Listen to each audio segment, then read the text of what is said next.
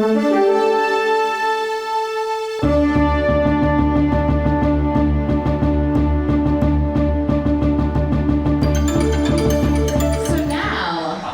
that means just completely lower your expectations. Without further ado, let's get to the show. Now time for a disappointing presentation. So, hi, sorry, been a little crazy trying to get all this technology working. Of course, that's always the gamble, right? Hopefully, we got everything sorted. We'll get to why I titled this the way I did in a little while, but I do want to get to what everyone in the room is thinking. Who the hell is this guy and why is he cursing so goddamn much? And it's corollary, you know, fuck this guy, right? Let me tell you who I am. I'm an agency dropout. I worked in ad agencies for a few years after getting my grad degree at UT from Texas Creative. I worked in Dallas, I worked in Seattle, I worked on big companies like Pepsi and Mountain Dew and Dyson vacuum cleaners and the Red campaign and T-Mobile when I was in Seattle, and worked on Xbox and just a bunch of really cool things. And it wasn't the work that made me get out of there. I was in love with the work. In fact, I was a bit of an idealist. I hated the politics. And so I decided to go somewhere where there would be no politics, called academia. That was a wake up. It's just different politics. But despite the craziness of academia, I've never really been happier than I have been the past 8 years teaching back at my alma mater, Texas Creative. It's all about the work now, and the clients are very, very, very quiet. My job now is to basically review student work and to access the wisdom that I have learned in the past and have collected from other much smarter people than myself, and then pass it off as my own, such as academia in a nutshell. And I'll tell you, this is a little disturbing to me because most of you are awake and at least attempting to appear interested in what it is I have to say, so I'm aware that I'm not in one of my college classes. And as I said, that's actually kind of terrifying to a professor, because most of what I say is news to college folks, and while I'm staggeringly handsome wherever I go, there I also appear to be wise. That didn't get as much of a laugh as I was hoping. Maybe it's true. But here, in front of professionals, it's a little scary to be up talking about what we all do for a living, really. And truthfully, there's nothing I'm going to say today that you can't read in any number of books on creativity, memoirs from famous advertising gurus, or probably have already heard from a creative director or someone else in the industry. And I thought about that, and I lived with it for a while, and I began to consider what panic attacks are. Have I had one before? Are they really that scary? Can you die from one? Then I remembered a story a friend of mine told me. And this friend of mine, I won't drop names here, but he's a writer of the journalist persuasion, and he was interviewing another very famous writer over dinner one night. They were having a nice little conversation. And he got to talking to this gentleman, and for some reason their conversation moved on to popular culture and to a degree marketing and advertising and the communications that are out there to the general public. And he says to this famous author who is mid-bite in his meal, he says, well, 90% of the advertising and marketing communications out there are garbage. And the author chokes on his food, slams his hand on the table, and he's like, holds up his finger, so let me finish chewing this thing. Finish, he goes, 90%. It's at least 98. And so it got me thinking, what are the odds I'm in the room with the 2%? Now that's a joke. I don't mean to insult you, but it's there to make a point. And the point is, if we all know all these things, and we all know what works, how come there's so much garbage out there? How come so much of the advertising and communication is wallpaper? It's bad advertising, right? It's just terrible stuff. And we're a lot of times guilty of being the people who are putting it out there. So today, I want to talk about why I think that is. And I think we get caught up in servicing the client, which is, can be ourselves, right? Or sort of like patting ourselves on the back and trying to do what we think is good for us. We get caught up making middle managers look good to their upper middle managers, right? Can we get more pink in that campaign? Why? Because my boss likes pink, and that's going to get me. I see a nod over here, an emphatic nod, and that's going to get me the $200 bonus that I'm really hoping for, right? But it's not an ultimate service to the campaign, to the concept, to what we're trying to do at the end of the day. And we get caught up solving what can the headline be on this Facebook ad, and not how do we connect to an audience in a meaningful way, right? The immediacy, I can speak, I promise, of social media has made it very easy for us to look away from conceptual solves and instead choose to rely on executional ones. It takes the long form humor out of comedy and replaces it with a dick joke.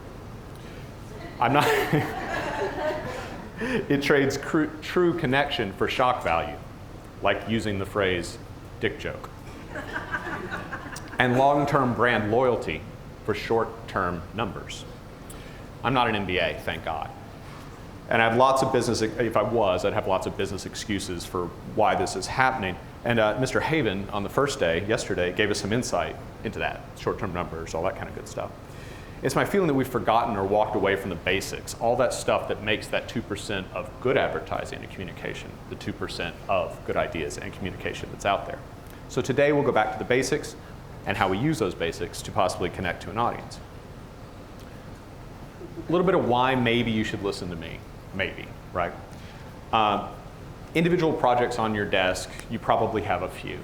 But ultimately, you're dealing with essentially one client. Most of you are in-house, working for the same thing. You're dealing with one idea, largely one idea. For me, in a typical semester, I have 3 classes.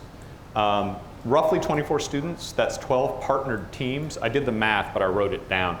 That's 12 partnered teams. Each have about 4 projects that they owe me at the end of the semester. These 4 fully fledged out campaigns. That's 144 campaigns. Different clients with different USPs containing different conceptual solves every semester.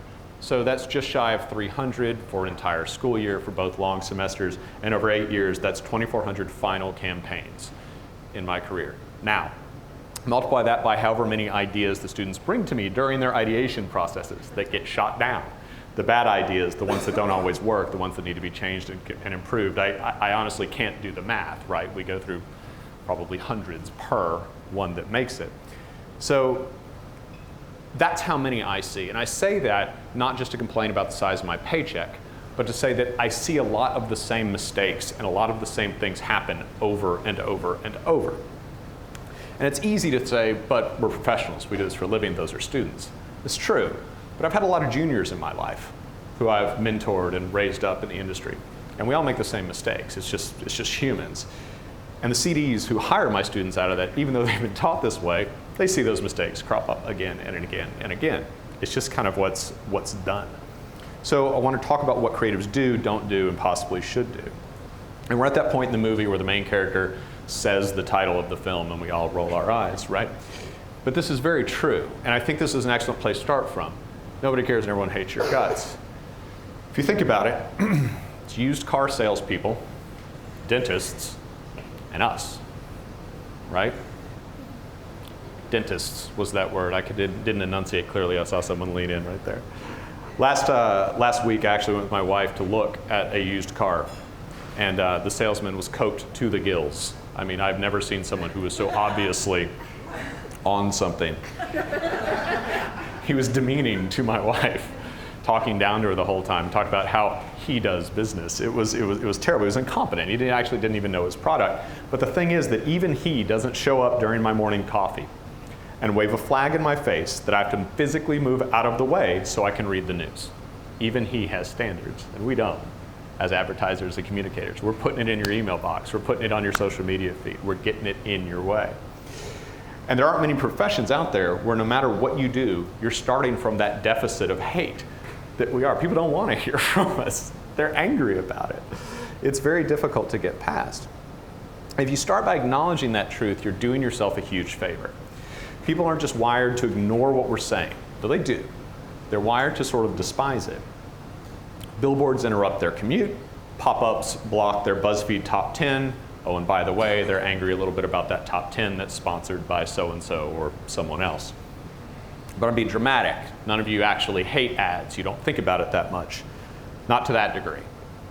I'm just being silly. Yeah. Yeah, look at that. Just really roll around in that pile of hot garbage for a minute. That is the Progressive Flow campaign that somehow has persisted now for what seems like eons, right? It's still going on. And I mean, again, maybe you guys aren't like me, but if your work doesn't make someone think, gee, this brand really understands me as a human being on this crazy planet, you're missing your mark. You're not selling water. You're selling me more me. That's the truth of the whole thing, more who I am. Advertising is an opportunity for your brand to join your target's cult, right? Not just yell through the window while they pass the Kool-Aid around. It was actually Flavor Aid, incidentally. Whole little side note in that reference. It was not Kool-Aid. I have a friend who would be so proud of me for remembering that. It was Flavor Aid. The truth is, a badass biker probably chooses motorcycle insurance, if he gets it, based on price. But if he feels like that more expensive brand gets him and understands who he is as a person, he might switch. The cool kid isn't cool because he says he's cool. He's cool because he is cool. He's cool because he understands what cool is and lives it. And don't be so quick just to dismiss how awful this campaign really is just because Progressive is #1 in motorcycle insurance. I have news for you. There are only 2 providers of motorcycle insurance in the United States. I've done the research here, and they just happen to be the cheapest most of the time. There's only 2 options. Sure, she gets the name out there, right? She's doing that part of the job. But if Progressive spent the time to find a deeper connection, that gap between #1 and #2 will grow. They will be more successful. And at bare minimum, the target would have a lot more respect for the company. There's not a person in here that shrugged their shoulders when I put Flow up there. All of you kind of went, yeah, it's pretty terrible. And in fact, every time I have to call them for something, I make sure I tell the customer service person how much I hate that woman. And I had someone respond back, oh my God, I know. We all can't stand it. I'm sure she got fired if they recorded that, but it's true, she did. So at bare minimum, again, the target would have a lot more respect for the company. Necessity. They're providing something I need. This should sound familiar, right? But they're not part of my cult. They're on the outside taking money from me. I'm not going to patch them into my motorcycle gang. But maybe I'd think about it. They have started to make moves. Just that slight change in voice starts to show that they get me a little bit more. Is anyone ride here? What do you ride? An old fat boy, a Harley. This is a Flow. Maybe I don't know if you can even see from your angle, I do apologize. That maybe you can get behind. Probably that goofy girl on the last page, not so much. But at least here, they're starting to understand. We start to see that they understand the culture. She looks great. She's all suited up. She looks like she rides that. She understands it. She understands me. I'm starting to think maybe she gets my cult. Maybe I don't feel so bad giving them a little bit of money. It's just that simple shift in voice. It's an understanding, and it becomes that connection. It's my favorite topic, by the way, and it's yours too, it turns out. Not me, of course, but yourselves, the person who all of us are supposed to be talking about, our target. They're interested in themselves, not us. When coming up with a new idea, the old sales adage holds true. Ask, whose problem am I solving? Am I solving myself, or am I solving my targets? Not if someone tries, will they be able to relate to my message, but am I specifically talking about someone, about that target, to them, not myself. Too many briefs and consequently campaigns focus on the product, and we're all guilty of this. You don't sell water. None of you do. For a day and a half, I've heard all of you talk about the product that you're here selling, and you're all representing water, and it's simply not true. You're selling civilization. You're selling community. You're selling health. You're selling the ability for all of us to live this close together, for us to be able to assemble in a room like this. It could not exist without water. That is the product that you're selling. You guys have to get water out of your head. You're not selling that product. You're selling me, more me, and what I do. I get together with my friends. I live in a city where I can enjoy things. I want to be healthy and provide a healthy future for my children and my wife and my family. That's what you're selling. Seth Godin, the marketing genius, I don't want email, I want me-mail. Andrew Stanton, who we will talk about more in a moment, from Pixar, make me care. Intellectually, emotionally, just make me care. Robin White, a famous copywriter, president of Engine, the way to get me to read 5,000 words of copy is to have a headline all about Robin White. It's absolutely true. You have to be talking about me. People aren't stupid. People are lazy and self-centered. That came to me one morning sitting on the toilet as I gazed into the mirror. If I screamed fire right now, you'd save yourself. No matter how interesting, no matter what I say up here, no one would be thinking, my God, we have to save Ryan. Maybe you. So if you aren't talking about me or something I care about, you're just talking about yourself to yourself. That's it. You're making noise out in the ether. And that's the point. I said this on the podcast, and it's an example I use a lot. Go on a first date in your head, and you're sitting across the table from a beautiful person of your preferred gender. They're smart, they're funny, they're attractive, but they proceeded to talk about nothing but themselves for 3 hours. Is there going to be a second date? No. Because it's not about me. And that's what so many of us are doing. That is most advertising. That is this. This is my favorite. What's worse, it's forgettable, it's generic, it's totally not about me. And what's worse is they know it. They knew it when they made the ad. How do I know that? How many times do they put the logo or mention the product name on this picture? 6, if you include the website. There are 3 logos. Look, they're coming out in progressively larger, whoosh, like right out to look how giant. They goes, oh, is it Goose Island? It won't shut up about itself. It's amazing. It's like if someone came in and is like, I'm Ryan Romero, 6-time medal winner of the Great American. Fuck you. I didn't ask for this. Get out, right? It's chest thumping, it's pretentious. Oh, does it have a bold hop finish? You mean like an IPA? There is zero here about me or why I should care. I just can't be bothered to. I'm sorry about this fuzzy photo to steal from Seth Godin. I had a cold when I took it. I'm not here to judge, but this made me laugh.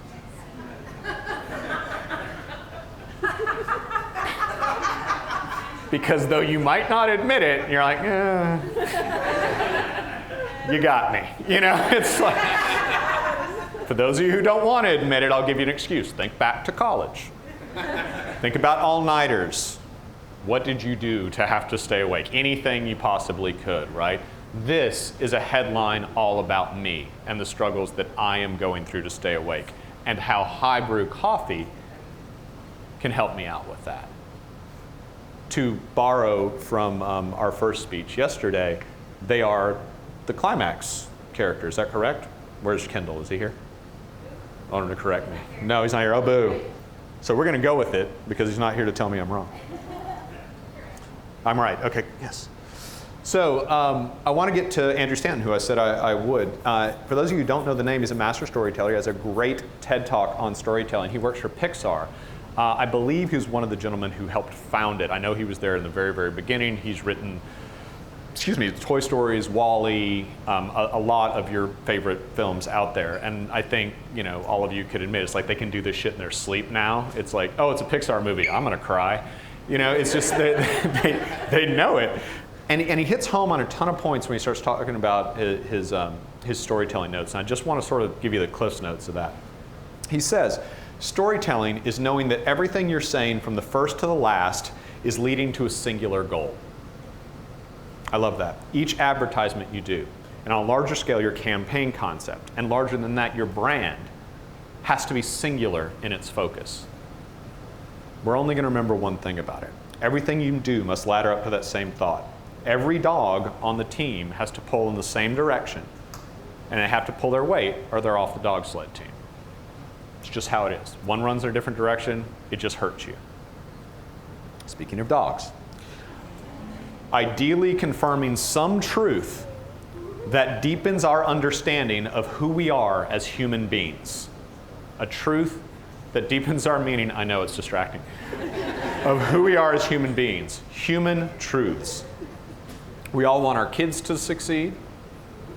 We all laugh when someone gets kicked in the balls. The German Shepherd head tilt by a plush coat puppy with lazy ears is scientifically the cutest thing on earth.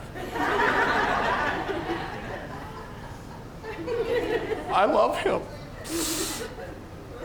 The truth is we all do the same stupid shit when we're alone. We all think those same things. We all have that series of human truths, and when you can touch one of those and we can use that to connect, you're in my cult. You get me. 1 pint of ice cream, how many servings? 1. Correct. Boom. The pint koozie. It damn well should be. This was one of my students came up with this. But that's touching on that human truth. I said it, 4 of you yelled it out. Human truth, pint of ice cream, single serving. How do we show that we understand that? Halo top, pint koozie.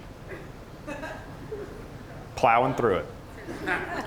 You find human truths, you point them out. This is the reason we laugh at stand-up. He's saying what we're all thinking. Oh, I do that in the shower. That's funny. This is why we all relate to stories. We see ourselves in the communication and we grab on. I'm not buying the product, I'm buying in on the brand and on that human messaging. 3, make me care. Intellectually, aesthetically, just make me care. Make me consider something I'm happy I thought about. Show me something beautiful I've never seen before. It almost doesn't matter how, so long as you break through that initial hate. It's that quick snap of their, I don't want to, oh man, now I'm paying attention. Now I'm listening. These are the ads and pieces of communication we talk to our friends about, the ones that forced you to pay attention somehow, and in the end, you were better for it. Remember that last part. It can't just force people to pay attention. They have to feel like they're better off for doing it at the end. It has to both work and then reward them. You see this and your brain screams 4. This is what Andrew Stanton calls the unifying theory of 2 + 2. He sums it up as, the audience wants to work for their meal. They just don't want to know that they're doing it. We all try to complete the narrative. We all try to complete the story. We can't stop ourselves from doing it. It's how we are hardwired. Just about every creative director I've ever met in the industry has some version of this they try to put a little TM next to. Every single day I scream it to my students. They can't just tell me a flat fact about water, about whatever. There has to be a get. There has to be that half step removed that I go, oh, because the whatever, that's why it's funny. Sometimes we call it not completing the circle. But that get, that work, is what makes me connect. An ad without a get is a joke without a punchline. Comics get this. The second there's a get in there, it's a conversation. You're talking with me. I'm involved. You're not talking at me. I feel smart, however little, but a little bit smart for figuring it out. I'm in on the joke. We are in the same room. We're in that cult together. He said this, and this is one of my favorite quotes that he has. It's the well-organized lack of information that propels us forward. More dogs. I don't know if you know the pedigree story. it's starting to become dated, but I think it's a really good one. It's an important lesson on talking with. So pedigree, the dog food, sorry, I should clarify, was losing market share pretty steadily.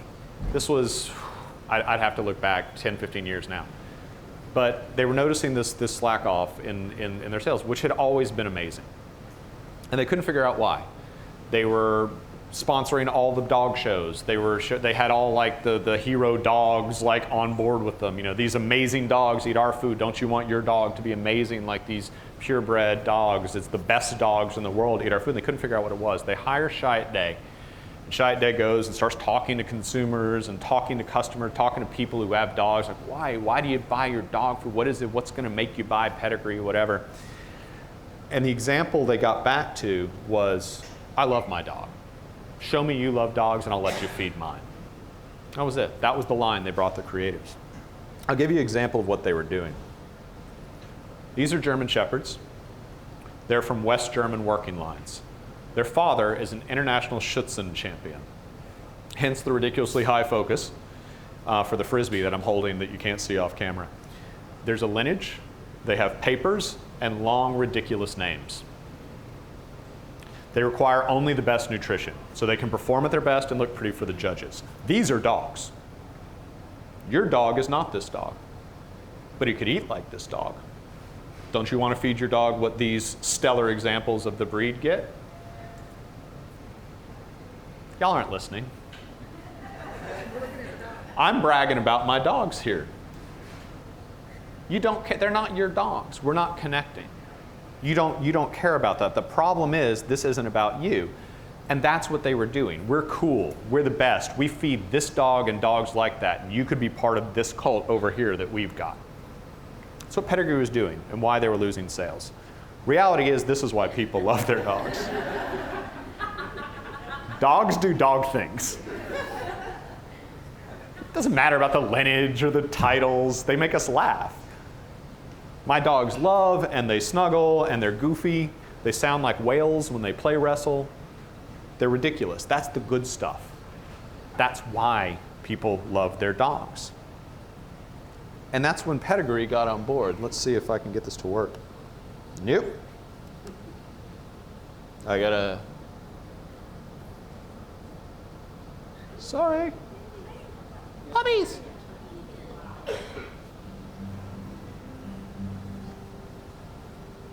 We're for dogs.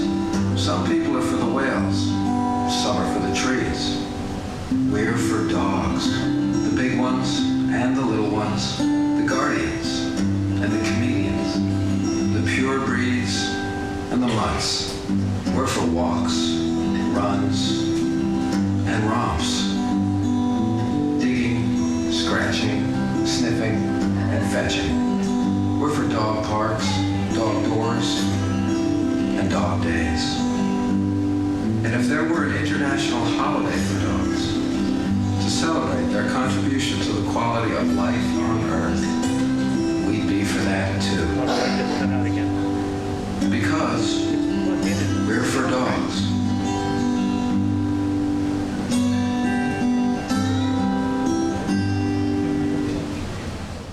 Far more truth, far more connection. On the surface, sure, they're cute puppies running around a commercial, and there's two things you can't really fuck up, and that's putting kids on a spot or putting dogs on a spot. Most people are going to respond well to it. But all the rationale, all the reasons, when pedigree made this shift, and they began to celebrate the dog and the place in our lives, they began to celebrate all dogs. They didn't just celebrate pedigree dog. They started celebrating and sponsoring adoption drives. They made all of their world, every pedigree office in the world became dog friendly.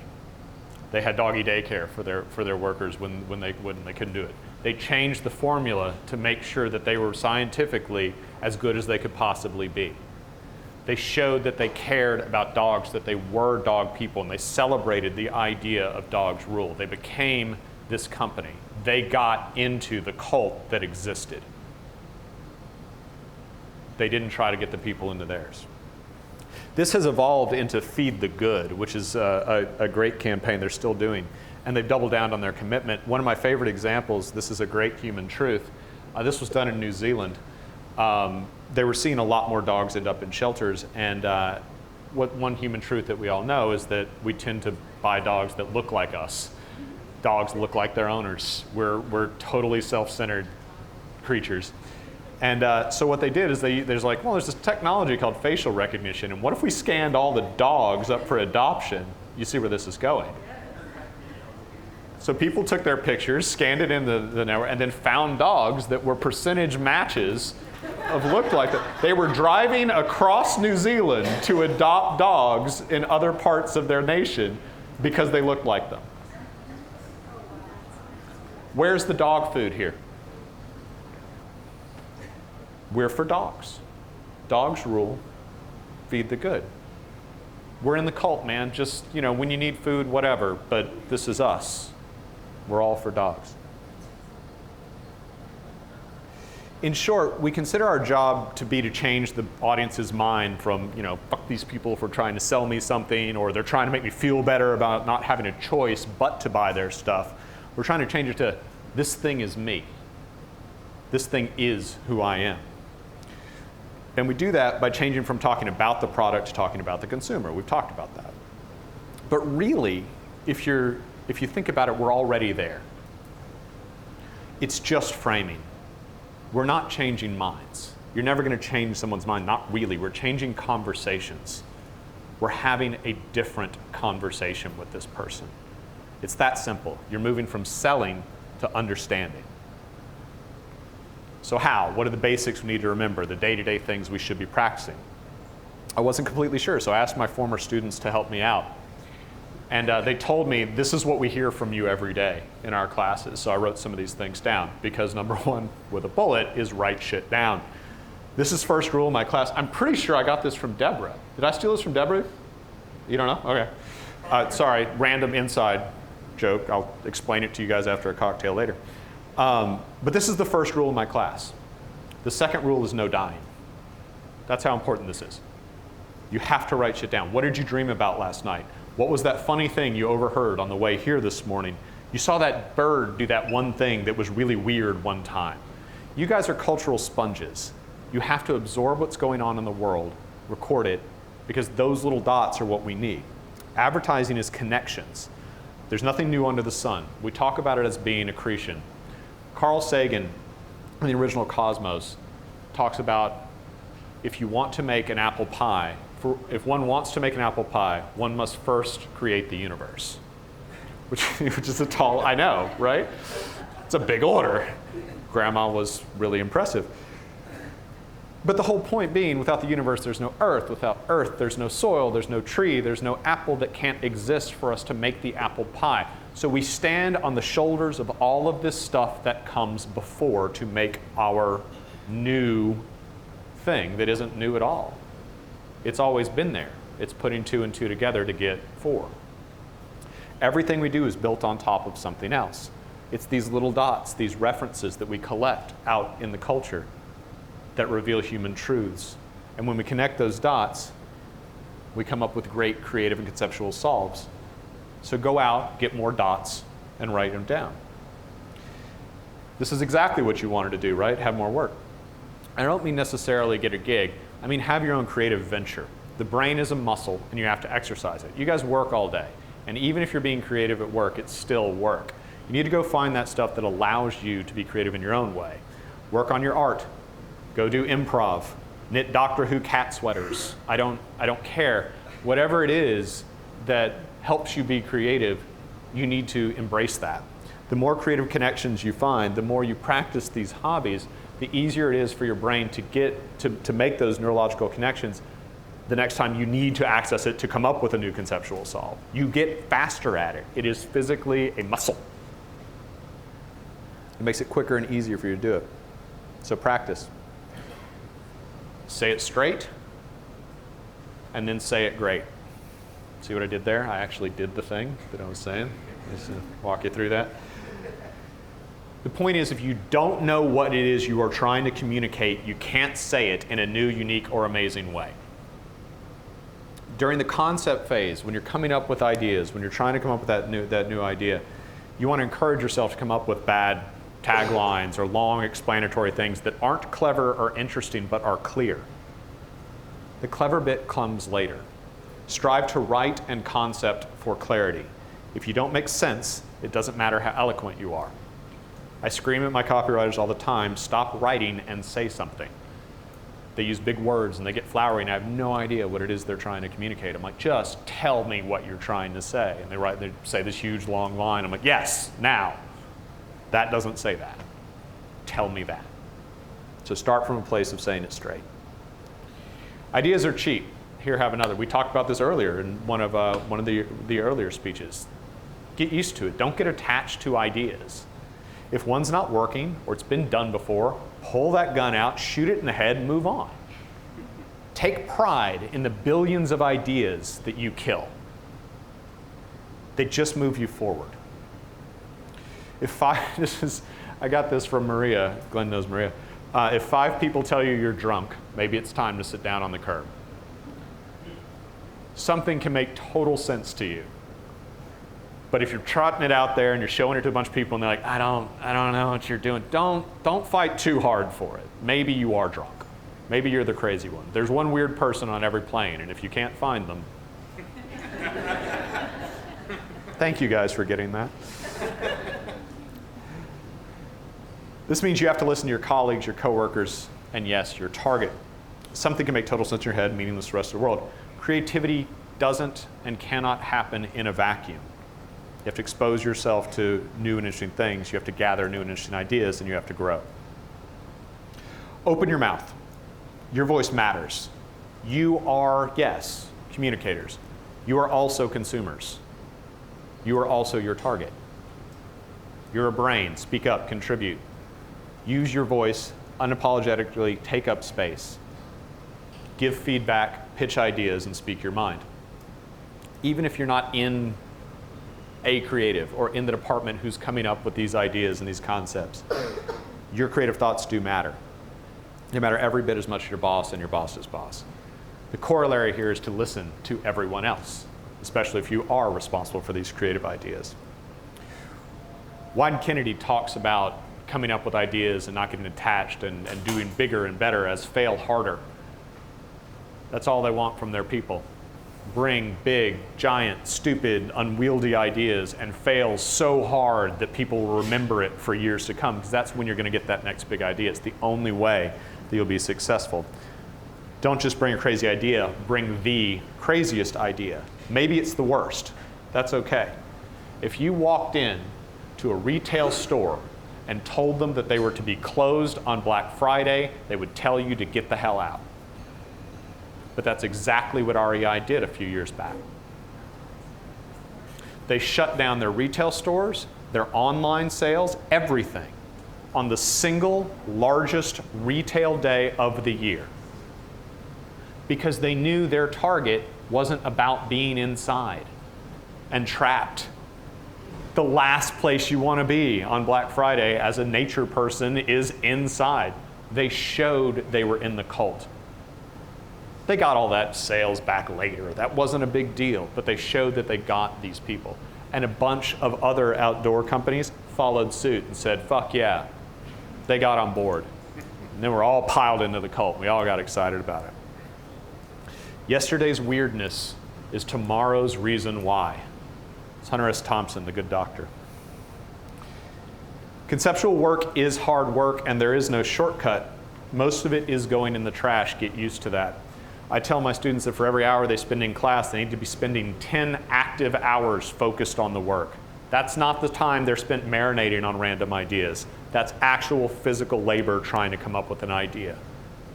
It's not easy. It's not Don Draper in the elevator suddenly whipping out that one line that just kills it. That will happen, but only after hundreds of hours of you putting your shoulder to the I'm going to mix metaphors, shoulder to the grindstone. That's not right. Sort it out. Don't talk yourself out of an idea before you've tried it. That internal editor is a horrible, horrible, horrible person. Don't ask permission from anyone, including yourself, to try something. Shoot that internal editor, start scribbling on a piece of paper, after paper, after paper, after paper. Kill those trees. We can recycle them. It's okay. Put it all down. Don't stop. Try it. You got to see where it goes. And once you go down that path, then shop it around. See how it works. Don't talk yourself out of it.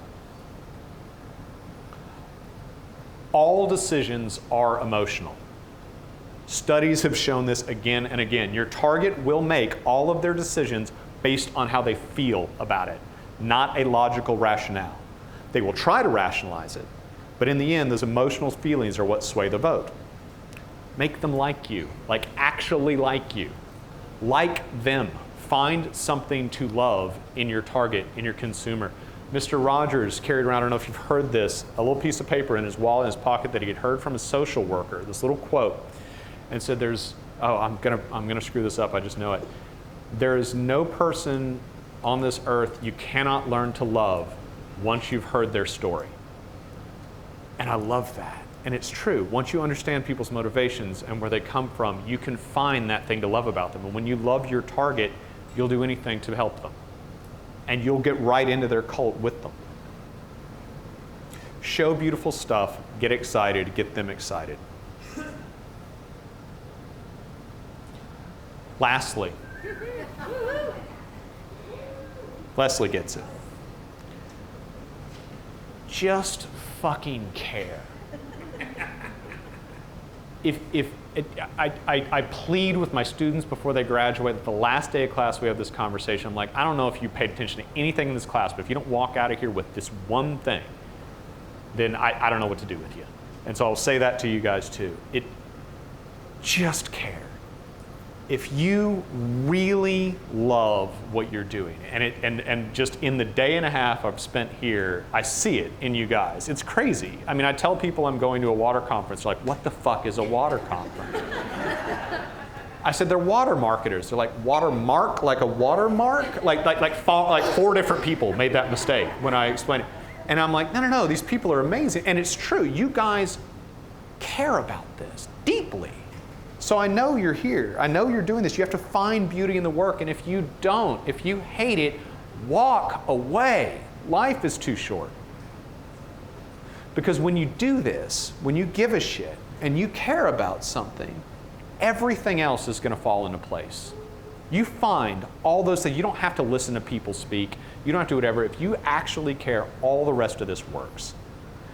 And then when you actually care, really smart people will hire you to stand in front of others and tell bad jokes. Thank you.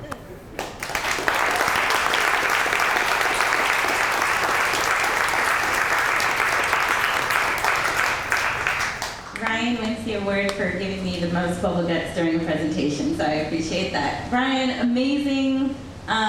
We have 5 minutes before Glenn comes on. Does anyone have any questions for Ryan? Yes. You showed the dog video and that brought tears to my eyes. I still am stuck on how I show something about water that brings tears to people's eyes when I'm talking about a rate increase or getting them to want to sign up for a Water Smart portal. I got you. Because you're not, it goes back to what I was saying earlier, which is you're not selling water. You're not selling someone to sign up for this portal or whatever. You're selling them a means by which to live in this community together, to be in a civilization. I mean, we'd all be living on farms miles and miles apart from each other with a well that we dug by hand, unable to pull up enough water to share with multiple people, and then we'd all be worried about getting sick, and we'd have to have 19 kids. I mean, think about what you guys do. It has nothing to do with, save this little bit about water. It's like, hey, do you guys like having San Antonio? Because the only reason it exists is because we're all in this together. And we've got this little resource that makes it all possible for us to live and be healthy and survive. The only reason we can all sit in this room. It really is that. And we can all get to that. I mean, we're logical. Like I said, people aren't stupid. They're just self-conscious and they're lazy. And if you bring that to them, they're like, yeah, I mean, I enjoy community. I want to be in a town where this all happens. You're like, it's how we get it, man. It is the one thing that we absolutely can't not have. And that's what you're selling. And when you get me on board with that, and you're like, all right, so we're all in this together. What do we do? It's like, well, I need you guys to respect it. I can do that. All right, well, turn your damn water off when you brush your teeth. And they're like, cool. Maybe don't flush when you pee. Maybe. Let it mellow. That's right. That's right. Yes? All right, my question is, a lot of us are governments or local governments, right? So kind of what you're talking about, kill the editor and figuring out. So one of my problems is having the ideas and having people actually pay attention to them because they're not marketing people, they're not communicators, they're engineers, or they're, whatever they're in there. And to not get them to already, because I came up with a strategy, like, we're cutting that out, we're cutting that out, we're cutting that out, we're cutting that out. Like, dude, you don't even know what I'm talking about. Yeah. Okay, so how do you get them to get a better buy-in without the narrow-minded focus of, I don't know, just bureaucracy and all that? Yeah, no, I know what you're saying. It's, the pat answer is it's education, right? It's here's how we talk to people, here's what's whatever. And I think the thing is, it's like when you see beauty and you see really amazing stuff done, you start to sort of get it. One of the things that really gets, because we can talk in abstracts about this all day, but what you guys really get on board with, I'm going to touch the screen there. What you guys really get on board with is the stories. And I show you these things, you're like, oh my God, RAI, they fucking move mountains. Look at that. That's incredible. And if that's all you're bringing, and that's all they're seeing, and you're showing these movements out there, and you're showing these things that are working, they start to get an eye for it. I think, when you see great art, you start to realize what great art is. When all you see is hotel paintings, you have no clue. And sometimes they're just simply not exposed to it. And bringing that to them, and that being the only thing you're bringing to them is huge. Also, never discount. And I'm probably get jumped by creatives after this meeting for saying this. Never discount your numbers, right? Analytics matter. It's like this stuff only matters insofar as it actually does move mountains. It makes a change out there. And I can tell you all day, and I can have these wonderfully emotional, we can have these moments together and all hold hands and cry about this beautiful thing that we did. But at the end of the day, we're not seeing the change. It didn't work. And therefore, but I believe in it. And I'm telling you that emotionally, if you touch those chords, you find those human truths, people see it. And even those bureaucrats, they have to see it. And it's your job then to find the way. It's like, okay, look, I know we don't have the money to do what we're trying to do here, but this is the truth we absolutely have to convey, and here's how we can do it cheaper, or here's how we can find other ways, and at least start to turn that boat, even if you're not going the other direction completely yet. It's a tough battle.